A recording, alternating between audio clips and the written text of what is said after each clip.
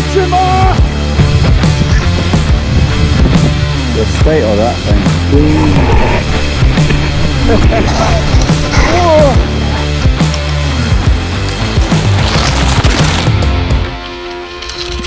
And welcome back to yet another one. We seem to be collecting these podcasts as we go along, and I've got a very special guest again. They're all special because you're all coming on my channel. So, if you'd like to introduce yourself and give us a little bit of details about who you are and what's going on here. Hi, I'm Lou. You probably know me as Pedal Slip. I'm just a regular guy who rides bikes, really. But you probably maybe have heard of MTB Talk on Twitter. And that's, I guess, where most people would probably have heard of Pedal Slip before. I think the first place I kind of discovered you was Twitter, actually. I got chucked onto the world of Twitter. Who was it by? I think it was Casual Mountain Biker. And then I got kind of involved with the UK MTB chat sort of thing. Mm-hmm. So I was like, all right, cool, I'll get into Twitter. And then kind of like this whole world kind of evolved. And then my eye was drawn towards you and your lovely photography. So do you want to talk about a little bit about who you are as a photographer, what you do kind of photography-wise?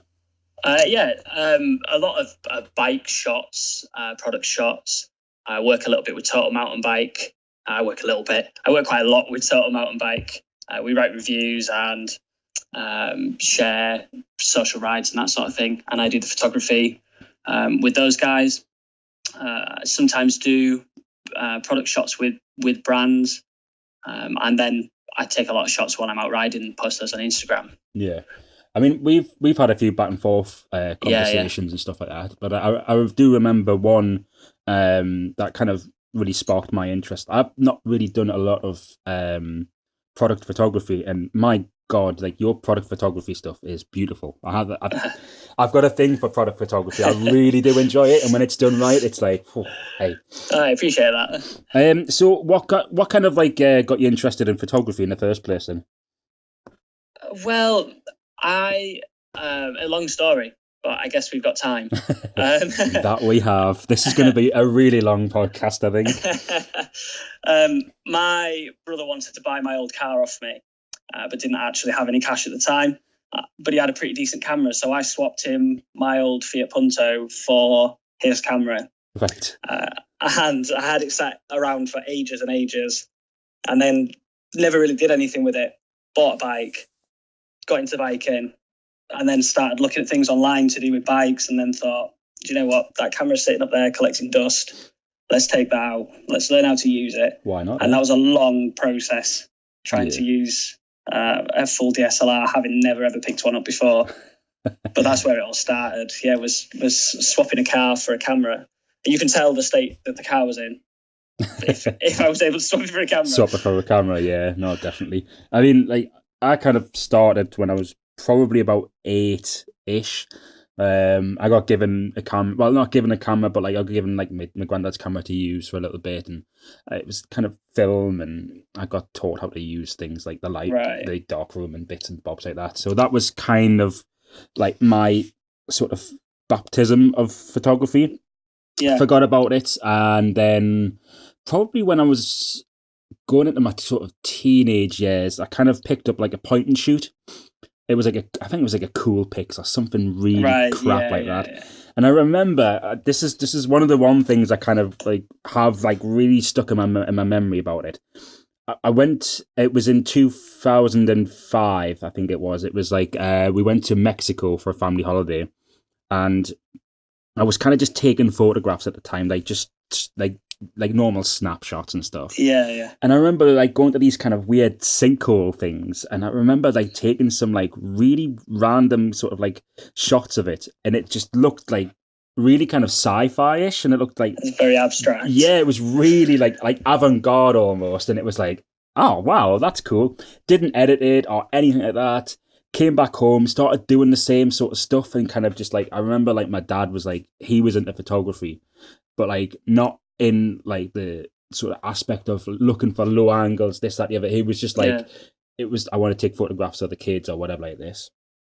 And it was like this one tree I remember sitting like at the civic centre in like the city centre of Newcastle, and it was like this one tree. It was like I just got this really low down shot, and that was it. Like from there on, I was kind of hooked on like photography and stuff like that.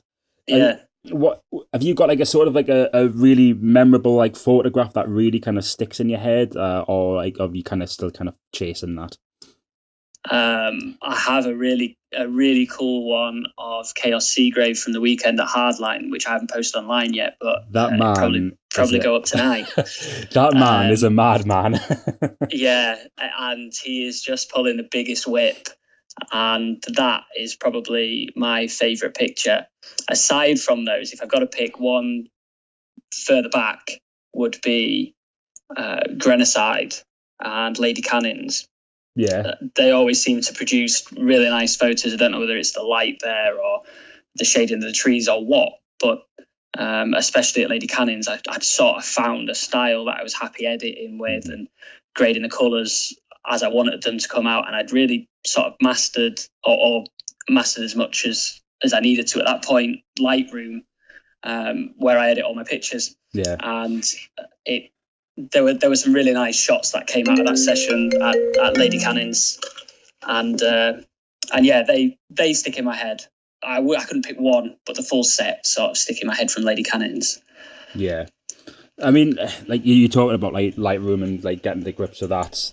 That in itself it's quite difficult. But like having to find the right lighting when you're outdoors is so difficult. Especially with the mountain bike world, because we are notorious for having like the worst weather ever.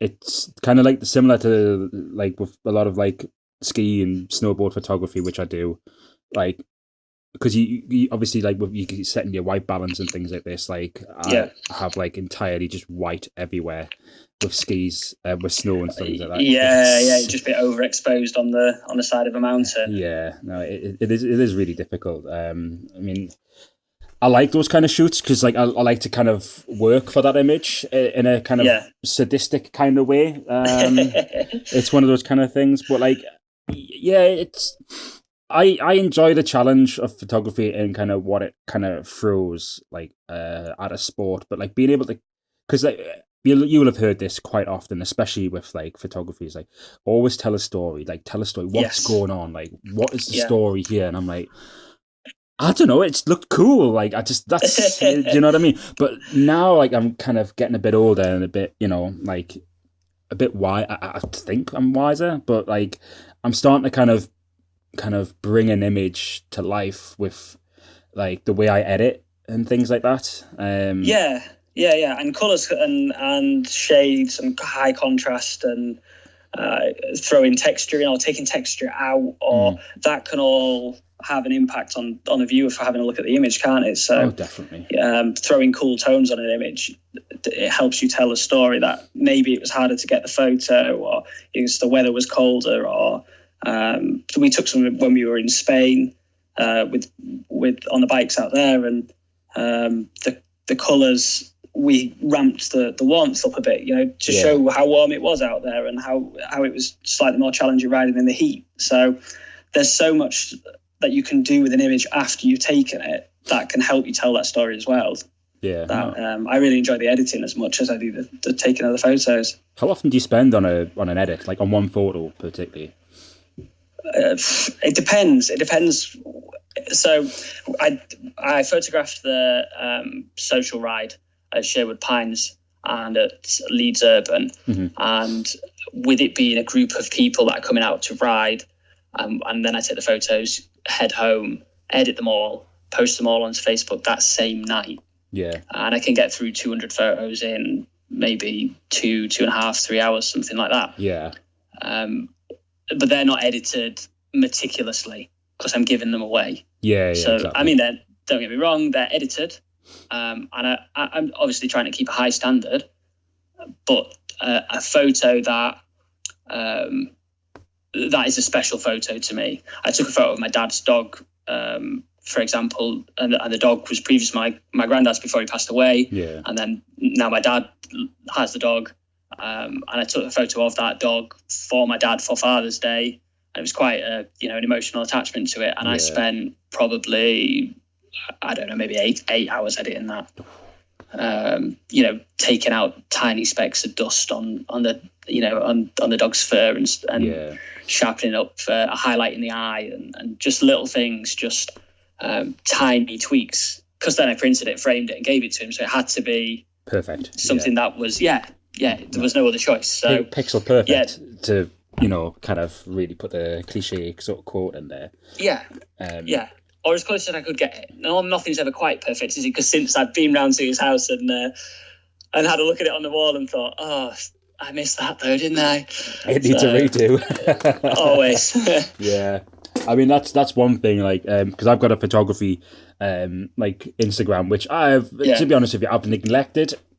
And it's kind of, I don't know if it's kind of a good or a bad thing, because, like, I'm kind of like, I don't want to pigeonhole myself into one particular sort of category of somebody who is in, like, the outdoor sort of world. So, like, my photography has always been sports. It's always been, like, something outdoor related, like whether it's rock climbing or anything like that. So, like, I kind of want to integrate that into the channel. Like, as I said, like, previously, like, winter is coming, that's that ending of season 8. Oh my god. But, like, winter is it's fast approaching. I'm, like, it's a ski instructor and snowboard instructor by trade, so, like, I do spend a lot of time, like, going out with some of the finest skiers I have ever skied with, and taking their photographs and being able to communicate with somebody in that sort of way, like that, just for me, like, is just phenomenal, because I get to do what I love doing, which is kind of skiing, snowboarding, and taking photographs, like combining everything. Two passions exactly at the same time. 100%. I totally get what you're saying. And that's kind of like what I want to do with this channel. I don't want to be pigeonholed as just a mountain bike rider, although, like, Caliber Bikes have produced this, like, I'm going to say this every week, like, they've produced the most perfect bike for me. Like, and I've often said as well, like, had I not seen the Caliber Bikes, I probably wouldn't picked up a bike either. Like, the bike sung straight up to me, and I want to kind of be able to kind of, like, combine mountain biking, skiing, climbing, everything like that, and just push it all. I want to be an explorer. Like, like, if when you were a kid and you were like, oh, I want to be an explorer, I want to go, like, to the Amazon rainforest or something like that. Like, I just want to do stupid shit with my cameras and my bikes and my skis and stuff like that, and just let the world see. And why not? Like, if I could get anywhere, like, even, like, 0.6% close to being, like, Hans Way. Yeah. You know what I mean? The dream. This is it.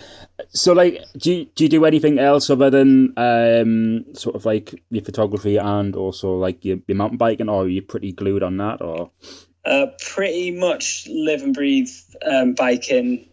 Take photos. We do a fair bit of walking. My girlfriend and I, we do a fair bit of walking, bit of camping. Mm-hmm.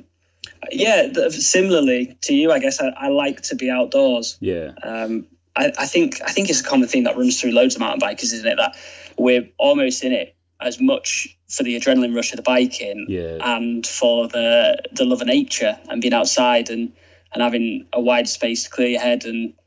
Pretty much anything outside I'm up for. But the majority of my spare time goes on biking and photography. No, definitely. I mean, they're expensive hobbies in themselves, really. You can't afford to do much else. No, I mean, I often see that kind of like that jokey quote. It's like, get your kids into bikes because they won't be able to afford drugs and stuff. The meme that goes around. No, definitely. So, what kind of bike are you riding at the moment? I'm on a Santa Cruz Bronson. It's not the newest model. No. It's the previous frame, but it's still a beast. Yeah, so they're very nice bikes, to be honest with you. I've always had a thing for Santa Cruz. Like when I was like 12, like or whatever, like 12, 13, 14, that sort of time in my life. Like I was always looking at the Santa Cruz V10. Yeah. That's always been something that I've been like, oh, that's it. Like, and now I'm just like, I'm happy with my boss nut, really, to be honest with you. It's one heck of a bike, though, the Boss Nut, Oh, isn't it? the hell of a bike, you know? Yeah. Oh, definitely. So, Yeah. what's your kind of like your first memories of like mountain biking or like having a bike in general? So right back when we were kids, I can't remember a time when I didn't have a bike as a kid, and my brother and I would just spend hours and hours outside on various different bikes. Every time we seemed to get a little bit too big for the current bike, it was around Christmas time we'd get another one. Yeah. And then we got into BMXing. We never raced, and we didn't really go to the skate park much. I would just tend to ride mine around as a teenager in the local town, and we'd do silly things like put it on top of the school wall and wheelie off it, and Yeah. straight to flat and hurt your ankles and stuff like that. We Mad. built jumps in the woods, and then we got a couple of like I don't know, I guess cross bikes, like motorbike sort of pit bike things. I don't know what they were at the time because we were still fairly young. We rode those then for a lot, Yeah. and then I went totally off it for ages.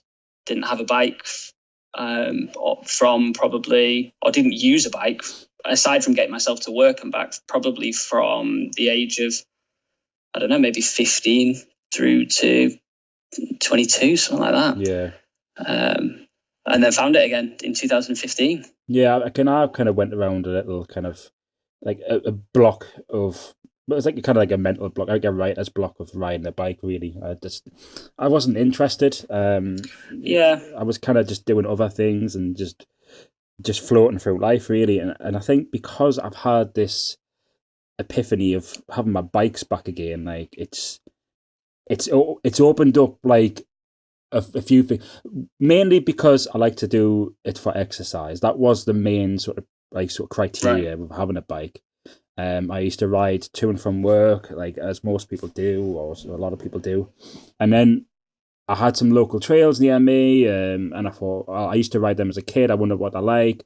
Went back and I was like, oh, these are pretty cool. And like an old army friend of mine got in touch and he was like, oh, what you doing these days? I'm like, oh, like ski, snowboarding, and that's about it really, and working in the summer. He's like, have you got your bike yet? And I had like an old Specialized P1, and I kind of like completely chopped that up and put gears on it, and it was weird. Yeah, they're the jump frames, aren't they? Yeah, it's the P1 of the jump frame, isn't it? Yeah, it was the old one, and it had the Manitou forks. Was it Manitou? Right. What was it? Marzocchi, I think, one of the two. Oh, okay. Backwards forks. Yeah. And it was just a great bike. Although I wish I had it like still as a jump bike now. I've still got the frame. It's got like some Halo like 26-inch wheels on it or something like that. So, but yeah, like I took that up, and then like we rode we rode Chopwell, which is my local trails, which has probably got like about an hour's worth of entertainment, like on the tracks, and then like endless amounts of hours of like off-piste stuff just floating around. And then like Hampsterley, the Danny Hart track and stuff like that. Yeah, Descend. Well, we went to the Ascend track. Like this is the funny thing, because we were trying to remember where we went, because it was like ages ago and it was just like snow everywhere. It was like we went to the Descend track, not knowing it was the Descend track, hit the Descend track in the dark and in like waist deep of snow as well.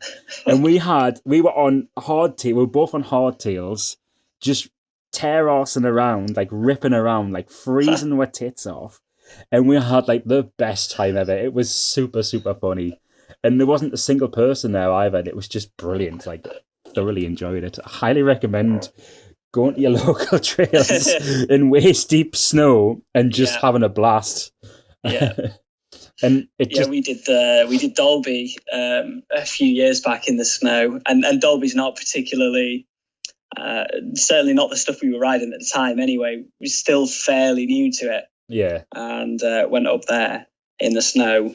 and spent the majority of the time just sliding around. Got back to the car freezing. Had a pair of mountain bike gloves on, a pair of wool gloves over the top of that, trying to just keep warm, no dexterity in the fingers, trying to hold onto the brakes. And got back to the car and just the biggest smile on your face just for just being out. I think there is a photograph on my Instagram. It's just me. Like, if you're the observant many, then you'll notice that the trousers that I'm wearing are like they're like not lycra, but like, you know, you get like the really long cycling like pants that you get with like the pads put on the arse.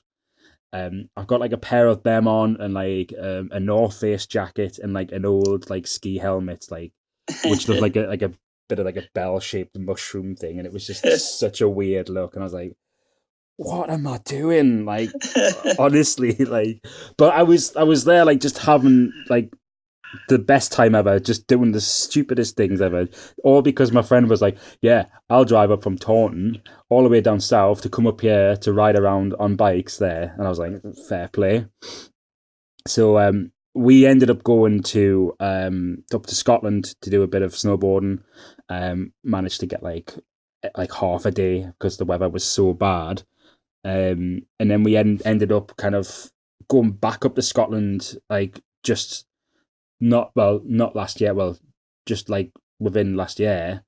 We went to Fort William, we went to Lagan Wolf Tracks. Like, we had like the best time ever, like unbelievable. Like, I wish I'd done it earlier. That's the only thing like I do regret about like my mountain biking now, is like I wish I'd done it like a lot earlier, because like I used to live in the Swiss Alps and I had access to the mountains like every day, and I went on the downhill track there, had a great time, but I wish I'd done it more, you know. Yeah Like, had I been invested in the channel at an earlier date, you know, things probably would have been a little bit different by now. But, you know, I mean, I'm happy in the path that I'm kind of on at the moment. It's human nature, isn't it, to look back and think, oh, if only that time we went there. We went to I went up to Scotland, stayed in Peebles. If anybody doesn't know, that's in the Scottish borders, right next to the majority of the Seven Stains. And at the time wasn't into biking, so we actually walked in the Leithen Forest on the footpath. And then like 2 years later got into biking and went, if only I'd have had the bike in the Leithen. Yeah, definitely. It's one of those things that you're like, shit. Yeah. Like you say, it's human nature, really. Yeah. I've been enjoying kind of anything that I'm heading on another adventure, which I'm not going to mention. It is down south somewhere, but that's going to be something that I'm really looking forward to. But like the biggest sort of thing, like, because I want to talk to you about this as well, because this is something that you might be interested in. So me and Adan on his bike, and Justin from Casual Mountain Biker, like, we are kind of putting together a sort of edit. I guess it's like a short film. So we're going to be doing down Leeds Bike Park, I think. Okay, yeah. And we're going to be doing like a long weekend of just like complete just shooting film like the whole time there, and it's going to be like a Halloween sort of theme. So that's the one thing I'm kind of really, really looking forward to. Yeah, that sounds awesome. And I think it's something that, like, for me, like, as I've always, this is the way I approach myself. I've had my time to do big jumps. I couldn't do it. I still can't do it. So I'm not going to do it. So I might as well shoot photos of people who can do it. And I like being behind the camera. Like, I'm never really one for being in front of the camera. I'm not that I'm camera shy. Like, I'll have my photo taken, but like, I prefer to be the one making the memories as opposed to being in the memory, if that makes I get what you're saying. Kind of a weird sort of paradox of that, really. But like stuff like this, like, I've always wanted to have a not a film career, but like something that's kind of like film related. Like, Yeah. for example, like Dirt Diaries or something like that. Yeah. I'd love to have something like that. I mean, have you ever decided to do anything like that, or have you like something that's quite a like your own sort of undertaking, like for your own self? Um, no, not in that sort of detail. Certainly not like a Dirt Diaries type thing or anything like that. There's a good friend that I ride with who I went to university with as well, George, who is Beacon MTB, and for probably 2 or maybe even 3 years we had a channel, which I've totally relinquished all control of and given it entirely to him now.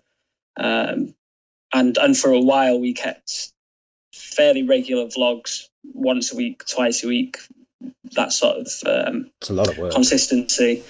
And in the end, yeah, that's exactly what we said, was that it's a lot of work, and we found that we were just churning stuff out really to try and keep on top of the schedule, and we lost the passion for it. And we decided that we were gonna pull the plug on the channel, and that I no longer wanted, not in any hard feelings way or anything like that, but I no longer wanted to be doing that sort of thing where we were just churning out stuff to try and rack up views and weren't creating anything that we were really interested in. So I set up my own channel, and so far I only posted one video, and it's an old Bayer sort of first impressions that J.E. James Cycles in Rotherham were kind enough to lend me their top spec Bayer for a weekend, and I went and razzed it round a little bit and wrote a review for Total Mountain Bike and made a little video, and then haven't made anything since. And I miss the sort of creativity that it all had, and the way it pushed you to think of something new, and the way that you could capture a memory. We took the cameras out when we went to Spain, and we rode in Spain with Sierra MTB, and they put us up out there for 4 days, and we got to ride out there and make some films for them, and that was absolutely amazing. And the videos that we've got from that are not anywhere near the quality that we're now capable of. But at the time, we were really pleased with them, and I still watch those back now every sort of maybe 3 months or something like that. I'll sit downstairs and I'll put the telly on and watch one of those videos back and think, that was a good time. But I'm not. I haven't made a big film or committed to making a big film or something with a lot of depth to it. I mean, I never say never, but maybe not at the minute. No, definitely. I mean, what do you kind of like focus on at the moment? I'm just having fun. Yeah, I guess just having fun. I love the photography side of it all. So the camera comes out fairly regularly, and I've been lucky enough in the last few months to have some really good opportunities with the camera. So photography I think is my drive at the minute, and otherwise just having some fun on the bike. I don't race or any. I'd be my own worst enemy if I raced. I'd be looking at all my friends who were entering, going like, "Oh, you're faster than me. I've got to go train now," and it would just take over my life. I'm that sort of person that could not possibly deal with somebody I know being faster than me. So. Whereas when you ride on a weekend and you're all out together, it doesn't matter who's faster. It's because everybody's just having fun. So and that's where I really like it. It's just riding, having fun, writing about it when I feel like writing about it, taking some pictures when I feel like taking some pictures, and not having the pressure of having to constantly try and create something for somebody else. I just get to create what I want to create for me. Yeah, no, that's it. It's a really good outlook on kind of social media. I think a lot of people look at social media as like they see what you're doing and they see that you're creating, like this, that, the other, and you think, oh, it's great. That's a great life that's going on there, and they don't see the ins and outs of it. Like, although like you often see like a smile like on my face, like I'm always smiling, like no matter what really. I mean, very rarely that I get myself down about things, but there's always that sort of like, people don't see the behind the scenes kind of thing. Like they don't see like the struggle it takes to come up with something which I think is not only going to be beneficial for the channel or for myself, but like beneficial for other people, because like at the end of the day, like I'm not doing it for like me per se. Like 100%, if I can end up like Seth Bike Hacks, like doing that sort of stuff, like doing like making videos on my channel, then 1,000,000,000%, 100%, yeah, I'll do that.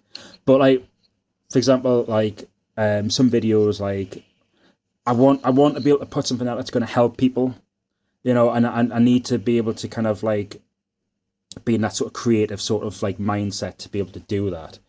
You know, and I go back to what you were saying like prior about like the way that the stress was like quite high with like trying to put like content off. Like, I mean, this is like for this channel, like for now, like I'm doing once a week, which is like my main videos. Yeah. And I'm enjoying that. It gives me like my work, like what I do is like yeah, it's great. Like, and then I've got like, for example, like the podcast, which supplements it. And I think is it sneaky? I don't know, like, because now I'm pushing stuff out twice a week, so I don't know if the algorithms are gonna change because I'm putting content out twice a week on the channel. I don't know, but I kind of I did this like the reasons why we are where we are with the podcast is because like I love like talking about stuff that I'm like passionate about. Yeah. You know, and I love like, for example, like yourself as well, like you're like really massive into your photography, and I've got I do every time like your stuff comes up, like I'll always check it out and things like this, and I'll always like a list of photographers or like content creators. Like I love like being in this sort of like imaginary sort of celebrity sort of mindset where like we're all each other's heroes. Yeah, it's a community, isn't it? It's that's exactly what a community thing is.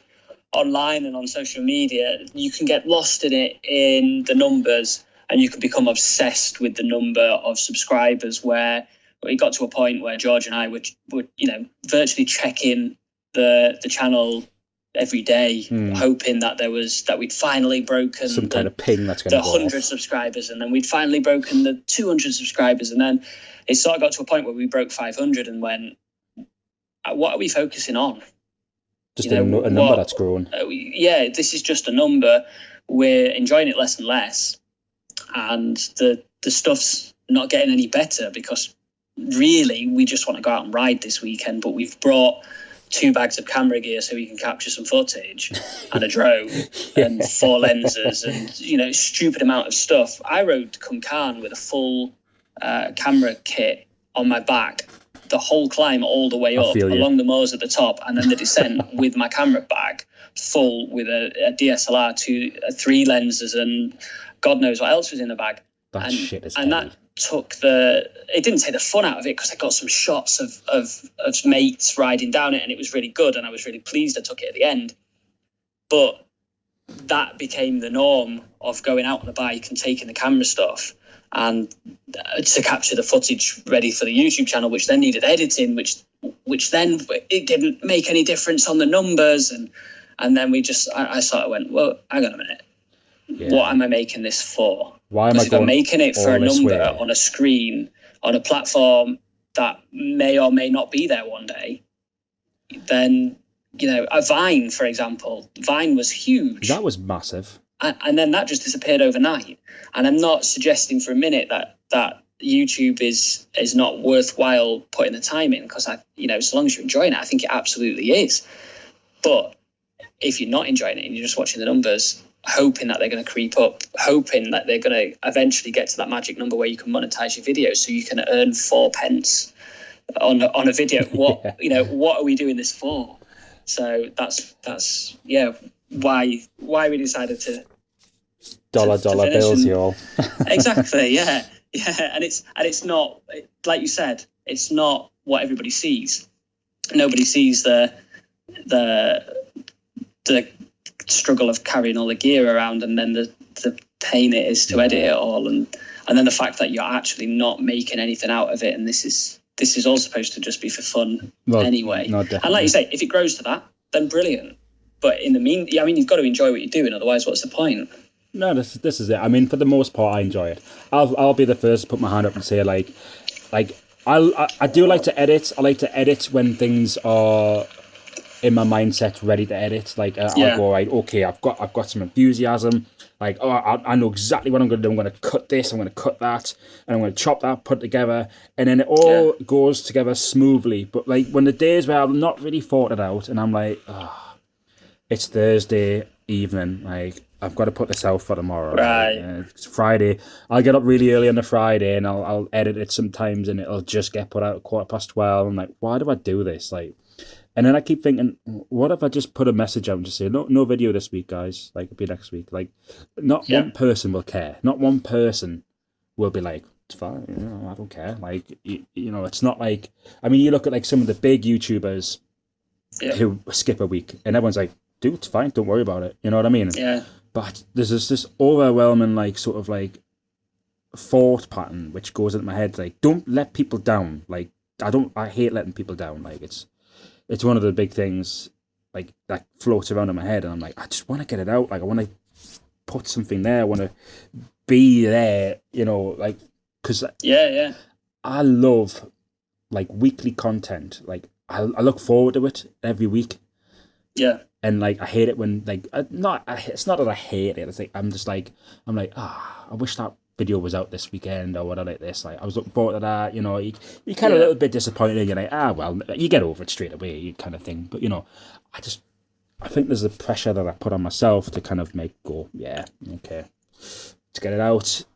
I kind of like I think I kind of lie to myself and tell myself that this is my job. When it's not. It's easy to do. That is easy to do, yeah. Oh God, yeah. No, not definitely.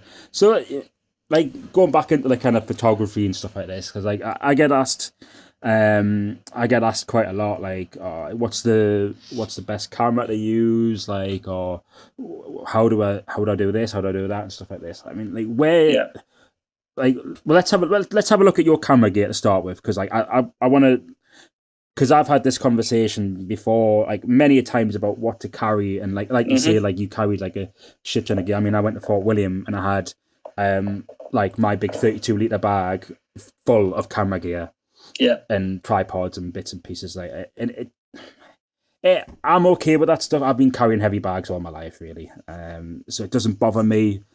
But I have realised that I'm not getting any younger, and I want to carry less and less, and lightness is so much better. What's your kind of setup at the moment? Your kind of go-to setup? Because obviously I know like you can't just go like, I'll just carry this particular one, because if you're doing certain things, you need zoom lenses, wide angle, or whatever like this, you set it up. What would be your kind of like sort of average sort of setup, would you say?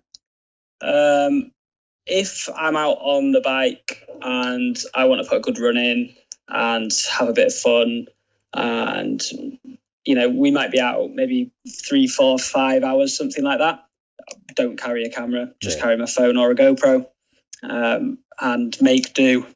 If I'm out with photography in mind, then depending how far we'll go in, sometimes I'll take like a bit of a kit. Sometimes I'll just take the camera body and a 50mm lens, which is just as cheap as anything. I think I paid 50 quid for mine or something like that.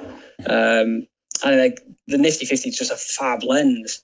You know, especially the Canon one shooting at 1.8 aperture is brilliant in the low light. You just sit in the trees and just crank the aperture right down and click away in it, and that's fab, and that's really light as well. So that can fit in the bottom of a bag, and you don't really even notice it's there.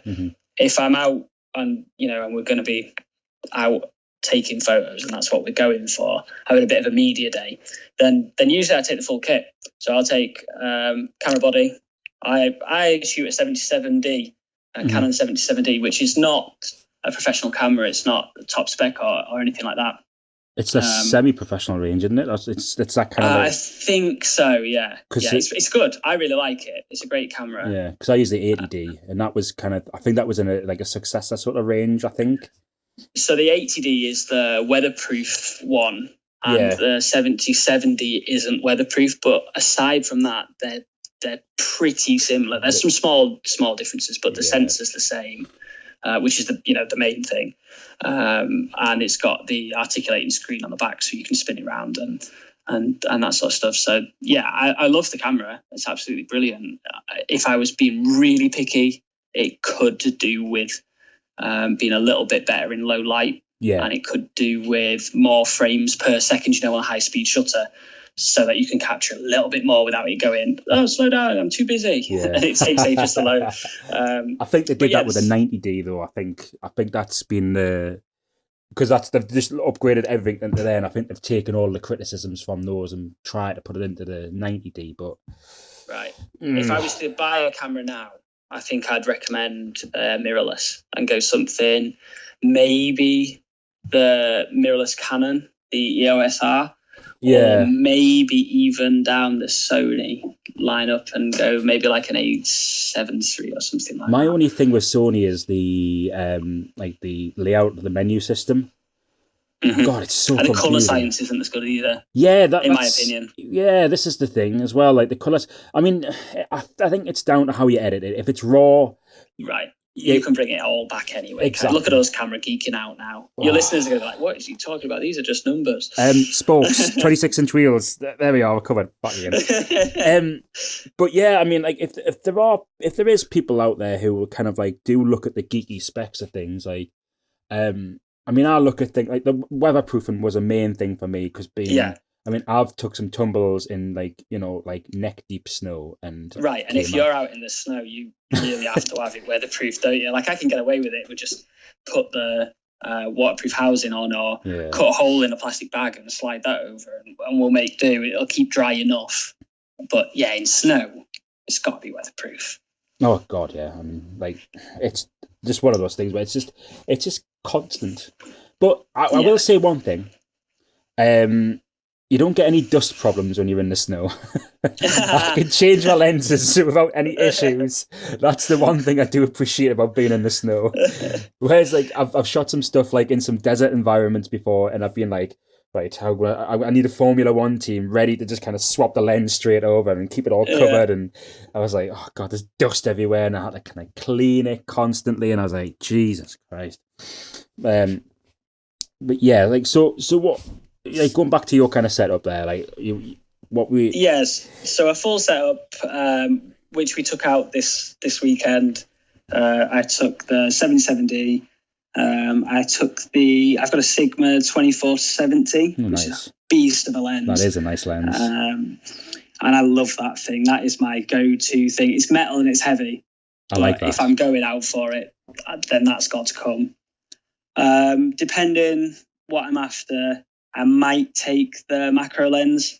Interesting. It's I think it's a 55-300. That's how often I don't get it out. Yeah. So I'm not even sure what it is. 70-300. Just checking. Yeah, it's 70-300. So that's macro. I might take that depending where we're going. If we're going somewhere where there's going to be something, it's where I could have a little play with the macro setting. So if I'm going out to like somewhere where there's bluebells or something like that, then I might take the macro and just get a couple of shots of the bluebells just for a story.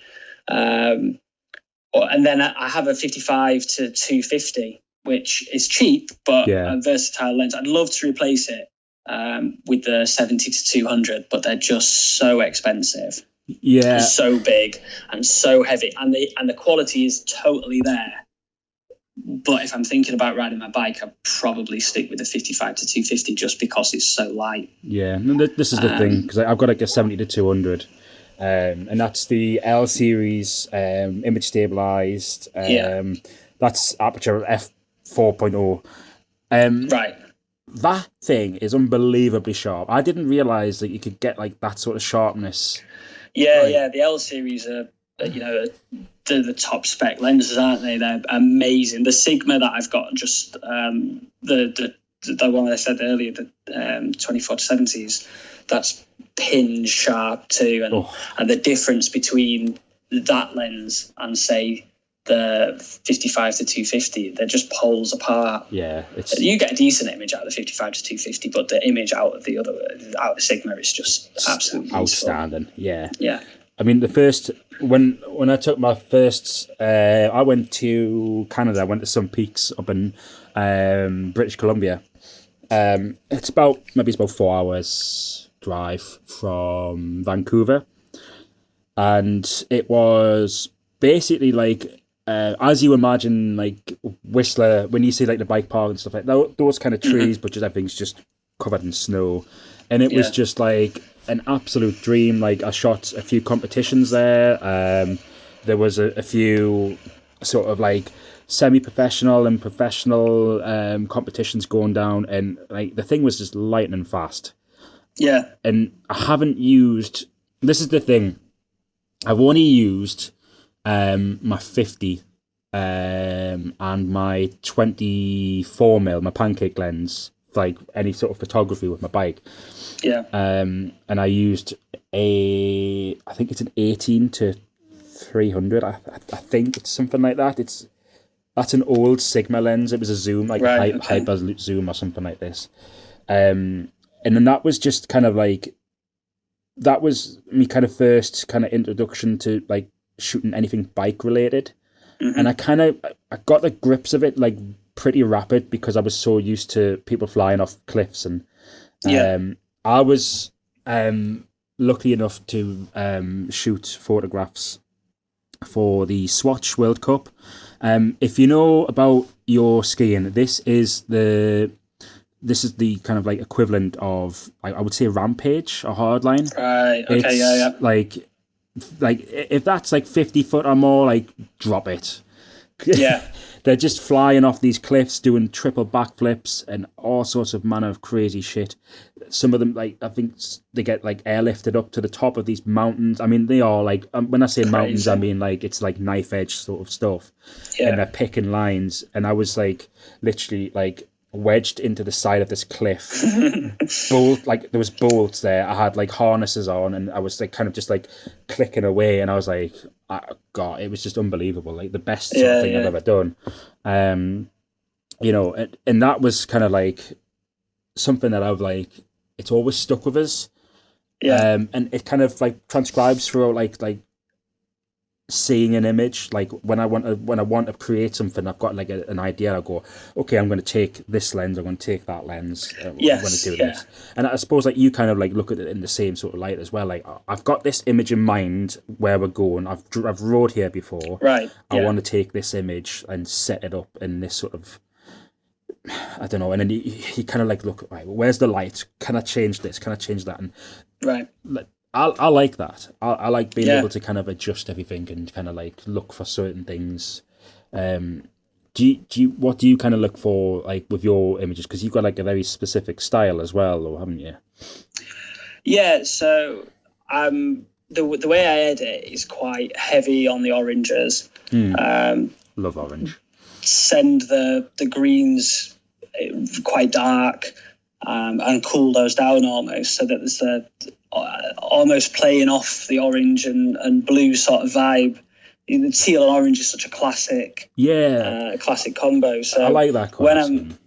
Go on, sorry. I like that colour scheme. It is nice, to be honest with you. Yeah. So it's just like a timeless combination, isn't it? So when I'm looking, I'm often thinking about, have I got something that almost I can blow out? Have I got some white in there that I can almost send white? Or have I got the trail, which I could turn more towards a muddy, orangey, brown sort of colour? And I'm trying to line it up like that and frame it. I'm quite into using like the edge of a tree to push the viewer's eye into the frame, or maybe shoot through some sticks or something. We shot Hardline at the weekend. Was really lucky enough to get an invite out there again, and that was great. And that was insane. And I used a couple of trees and some people to shoot through, so that the image is framed. So they're obviously, if they're in the foreground, they're really blurry if you're focusing on something further back. and that is drawing the viewer's eye into the frame and forcing them to look at that thing. So that's what I'm looking for is composition first, and then have I got something that I can play into my style of sort of almost moody and contrasty and dark, and then throw the teal and orange in there as well. I do like kind of really dark style. I mean, it's very difficult to pull that off when you've got such a dark environment anyway. Like things like mountain biking, because you've got a lot of greens and blacks and browns and things like that, and it's very difficult to kind of, because you need to have the right exposure for that to be able to bring the darkness down a little bit and like kind of adjust things. Like there's a lot that goes into it, really. I mean, do you ever like, because I do this myself, like do you ever look at a photo, like, or if you're going to shoot photos, do you ever look at it like in the aspect of not like as the photo would look, but how it's going to be edited? Like, do you ever like think, right, I'm looking for the lens here, like how will that be when it's in Lightroom or Photoshop or whatever like that? Do you ever like kind of go, well, actually that'd be quite difficult, or do you kind of just have an image in mind and then you'll worry about the editing later? I guess I crop a lot, so I probably shoot quite wide and a lot, pack more into the frame than I will actually need, and then crop in. So I have a composition. I'm looking at the viewfinder and I'm thinking, this is the composition I want. This is where I want the rider to appear. This is where I'm going to use this thing to frame it and set it all out. And then when I get it into Lightroom, then I worry about bringing it all in exactly as I wanted it and taking out some things that I don't want.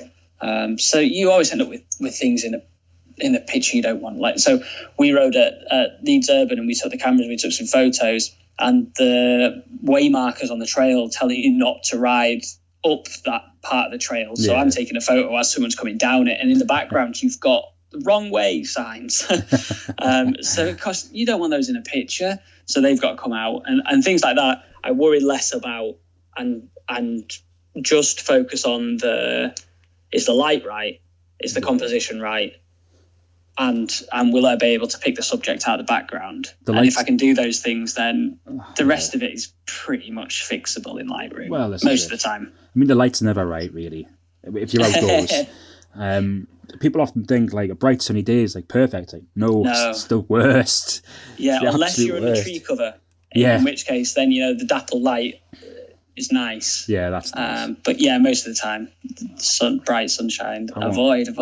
I want clouds. I want just nice, diffused light through the clouds. Yeah. Give me that exact moment as the sun is disappearing behind the horizon, and it's just about to rain.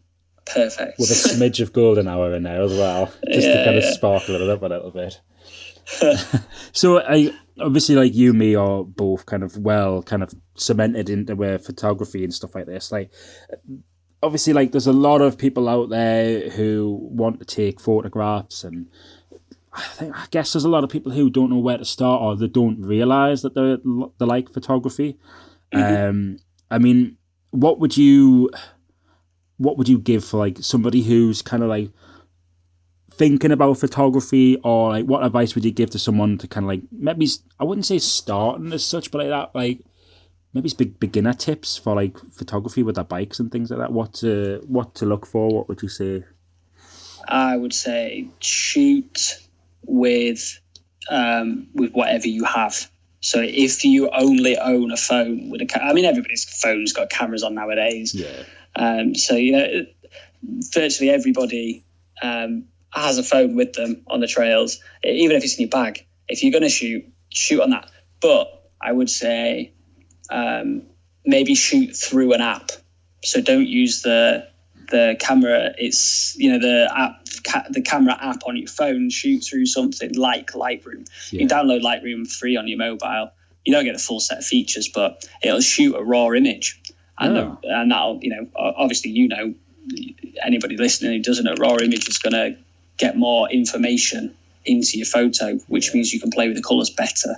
It'll look rubbish, when you take it. Looks very bland, doesn't it? Yeah, like washed out.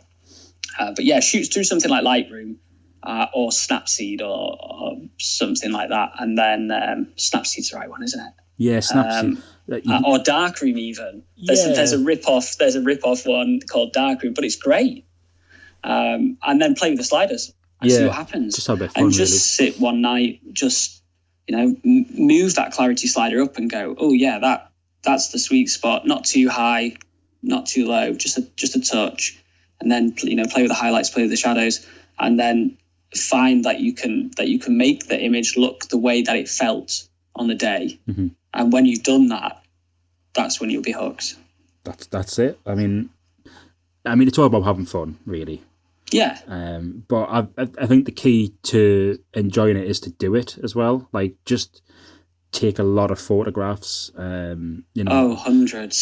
I couldn't tell you. Like, I look at some of the photographs I've taken over the years. I'm like, are you brain dead? Like, why did you take this photograph?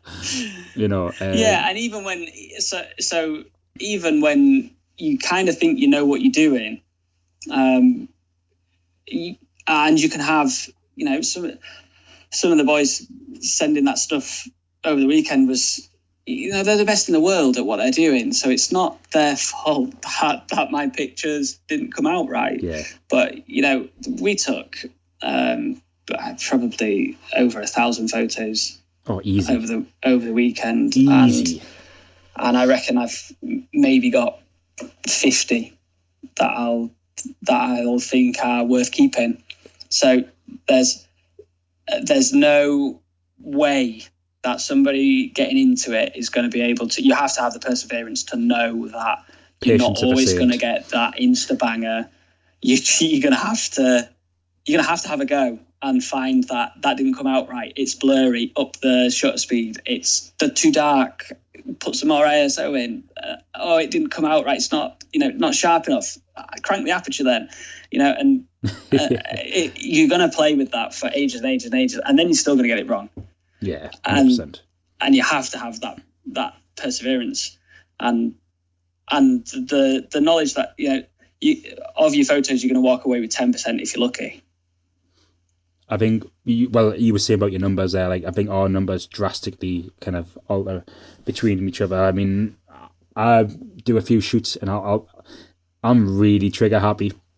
Like, I'm not so bad now. Like, it's not as bad. Like, I used to come out with like I think 2,000 was like my kind of like 2,500, and I came out with like, I think there was about maybe 30 photographs, 18 of which got kind of used. Yeah. And it was that was one of the competitions that day.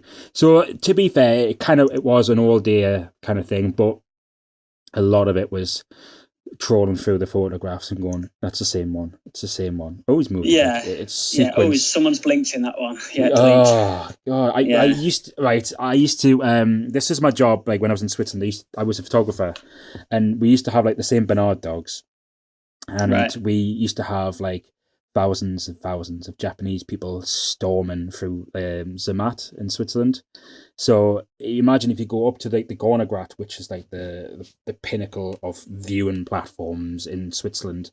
Right. You come out of the hotel area and you see the Matterhorn, which is the Toblerone mountain, mm-hmm. and you see all of this just grand beauty everywhere, and it's like, it's nature bonus for months. Like, honestly, like no Viagra pill will ever replace it. And there was just like thousands of people come through, and like I had to make sure that I had like a group of like 30 like Japanese people were there would want to see the dogs in the mountains and have like these like bits set up. It was like tourism photos, and we had to make sure that nobody was blinking and this, that, the other, and it was just it was an absolute nightmare. And sometimes people, because people are paying for these photos, Yeah. And it's just it's nerve wracking to think that if you cock it up, like, and that's the only photos you've got, because you see them for like literally like 20 minutes, if that, if you're lucky, and then that's it, they're gone. They're going back down again. Tour guides whipping them around the entire of the Swiss Alps, in 5 seconds, and it's like, right, that's this, and this, and you're like, gone, bye, see you later, and it's just nerve wracking. I think I'm getting better at analyzing that. Um, I'm getting better at analyzing that sort of stuff and being able to kind of like approach my photography in that sort of aspect. As I was saying before, like with the whatchamacallit, like looking through the viewfinder and things like that, Yeah. and seeing like how do I compose things and things like that. But yeah, I mean, people should definitely take up photography though, because I think it's. I don't like to say this, and it sounds a bit defeatist, but I think photography's dying out a bit. I think. Yeah. Yeah. I think with it's really useful that everybody's got like a camera in their pocket, and that means you can get some nice shots, and the cameras are getting better and better all the time. Every time there's a new phone out, the camera is better. Yeah. But what you end up then with is a bunch of people who are then, almost claiming to be photographers with an iPhone. And there's so much more favourites to it than that. They're my absolute favourite. I'm not saying you can't get a good photo with an iPhone, but don't encourage them. It's not. It's not the same as when you have the reason DSLRs are so big is because the sensor's so big. You can let in so much more light. You can get such a better quality picture. And if you're the sort of person that likes taking photos on your phone, then you'd love having a big camera to play with. Yeah. Until they realise that it's on manual and they're like, what do I do? Yeah, and that it's really expensive, and that's just another expensive hobby to get into. So if you want to spend your money on bikes instead, I understand. No, definitely. I mean, my whole sort of like theory on this is just like combine your passions. Yeah. I think that's what you and me have done. Definitely. Yeah. We've combined my love for bikes and cameras, and we've kind of made a little tunnel in which to burrow in and kind of keep ourselves like kind of happy and doing what we're doing. I'll always take photos no matter what, to be honest with you. It's always been a thing. Do you see that being a feature? Because like a lot of photographers who I see, like, I mean, I know a lot of photographers who were shooting like film like in like the late 80s and then early 90s, and that died off, and people were this new fandangled thing called digital, and people were like, digital will never last, like it's never going to be as good as film. And I was like, and here we are. Joke's on you. We don't even use mirrors now, like get that one. Where do you, in your own personal sort of beliefs and opinions and stuff, like where do you see the future like of photography? Where do you see it like kind of heading, especially for like our sort of like not industry, but like I suppose it is like in the outdoor pursuit sort of industry or commercial. So we'll say commercial. I don't know. I see probably a lot more value in people creating. So my whole thing is that I am just a real guy who is riding a real bike, taking real photos, really. And I think that is probably where the future of brands is, that they will reach more and more to, and I hate the word, but influencers. And they will probably reach more and more to real people doing the real thing, really, rather than spending their marketing budget on a professional photographer coming out and shooting a day's worth of new lines of whatever it is. They will probably send their things out to people within that niche, who are into that sort of thing, to promote it for them. And I think that's where I would, if I was a betting man, that's where I'd place my money, is that photography is there maybe in another 20 years, we might not have so many professional photographers anymore, but we'll have maybe some more people who know how to use a camera and are working in a specific niche. It's like, maybe. Yeah, no, I think I tend to agree with you there. It's like that sort of, like you say, if someone can use it and produce something that's okay, it'll do, or that's fine, just use that. Then as long as that demand is still there, like as long like, if ever there's a time where they go like, we need something better, then people like you and me are available. That's always going to be the case, but we kind of need people to be where the photographers are, like actual photographers. Like if you take a hold of a camera and take a few photos, you're not necessarily a photographer. Like you take photographs, but in the aspect, like in my sort of mindset, like you take a slice of that day, you take that image of like what it is to be there, and you present that to the world to see. And I know that sounds a bit profound and a bit like kind of like very much over the top, I guess, but like that's for me. Creating an image is more about that sort of love for it and being able to place that for people to see, instead of just going, right, we need somebody on a beach who's got like it's easy just to get someone in a bikini or whatever, and then like just chuck a load of like orange and teal. Do you know what I mean? Like that's I think the art of photography is capturing the moment as it felt. And I think that, at least for me, is the difference. If I am going to head out with the intention of taking photos as a photographer in inverted commas, then it's about capturing the moment the way it felt. If I'm just going out and having some fun, then I'm just taking a picture, and that picture might look cool and it might look brilliant, and I might edit it anyway. But if I'm going to work with a brand and I'm going to take some product shots, then it's about creating a feeling in the image, not just having something that looks pretty. Yeah, and I guess these sort of things can be portrayed in the mountain biking a lot as well.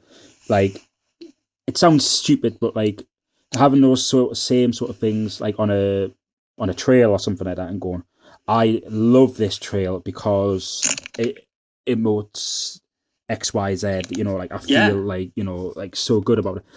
And I think that's a lot of, we can kind of like produce that same sort of thing with photography and then combine it with bikes and things. And I love being able to kind of like put my all my passion and experience towards something and just create something which, like, it's really hard to explain. Like I think a lot of people kind of understand it because obviously they're like really passionate about things. Like a lot of people are passionate about their bikes, etc., etc. Yeah. And it's just a feel good thing. It's just to be able to do something, like that this day and age, because you see so many people like just walking around like mindlessly, like passionless, so to speak. And it's sad. Like I wish there was a huge market for photographers.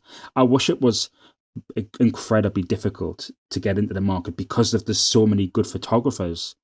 Like that would be good because there's a lot of photographers. But like nowadays, it's like it's not. It's because there's a lack of them, which would make it easier to get into. But it's not. It's because there's so many people who got their phones and this, that, the other, and it's kind of sad, really. I guess.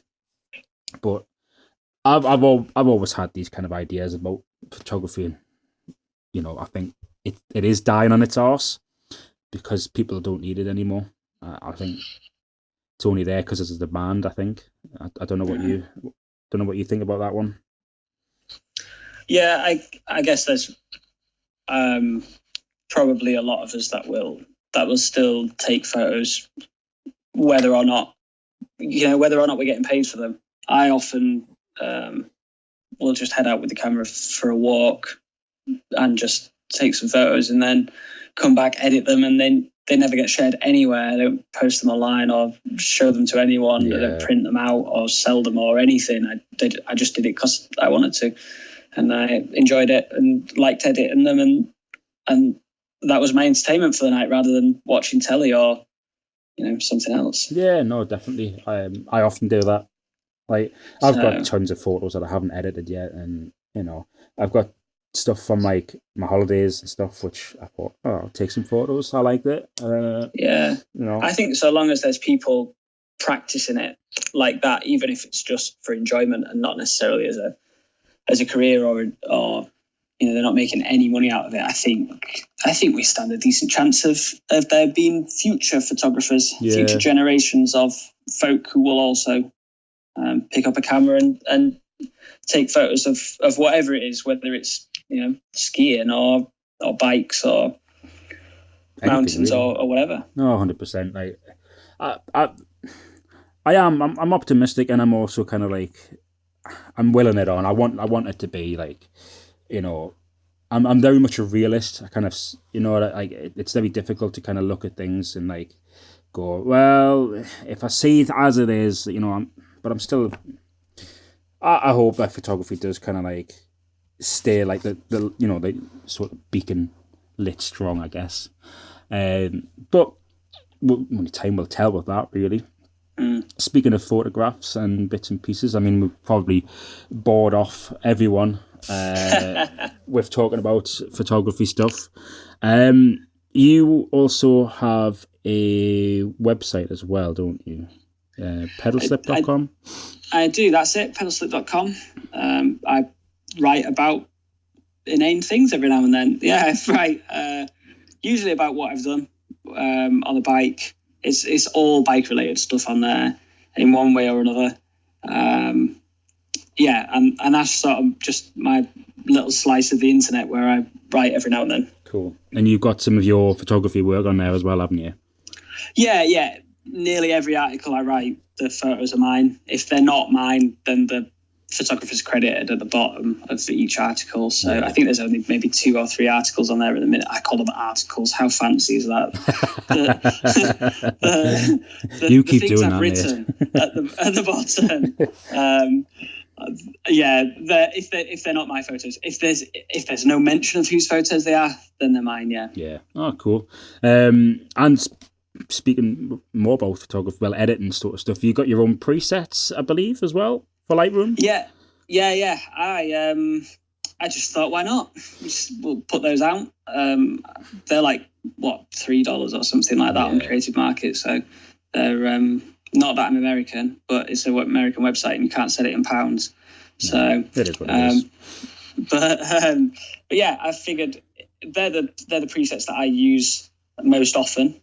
And I chuck one of those on the photos and then tweak it from there, because they never look right straight on a photo. There'll be somebody who's bought them probably who's going, these are rubbish, they don't look right. No, you're supposed to put them on and then tweak the photo, or maybe even tweak the photo with the highlights and the shadows first, then put it on, then tweak it again. They don't look like the product photography. Yeah, he said they were really good, they're rubbish. So yeah, just I thought, why not? And I'm not going to make any profit out of that really, or big money on selling something for $3, whatever that is in pounds is nothing, but it might get me a coffee one day. I might see you with like oil slick chains and things like that next. Cool. So where do we find your presets if people are interested in kind of chucking a preset on their work and stuff? Most appreciated. If you go to pedalslip.com and you use the search bar at the top and just type presets into there, that piece will pop up and it will tell you all about what a preset is, how to use them, and then link you there to where you can purchase them. Oh, lovely. Excellent. And also, just going further into your social media presence, you've got Instagram. Do you have anything else? Just a Facebook page as well, but the Instagram is probably where I spend most of the time. Yeah.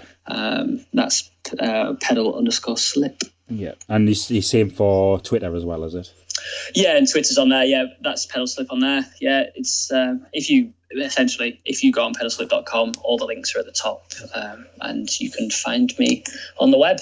Magic. I mean, I've been looking at a couple of your photos on your Instagram page. Quite a lot of followers as well. Like, Nearly 10,000. Yeah, I mean, it's taken me 5 years to build that. Good on you, mate. Good on you. And it fluctuates. So it passed 10K the other day, and somehow it drops. I keep on following bots that are blocking them and things like that. So I do my best to try and rid it of folk who aren't actually real.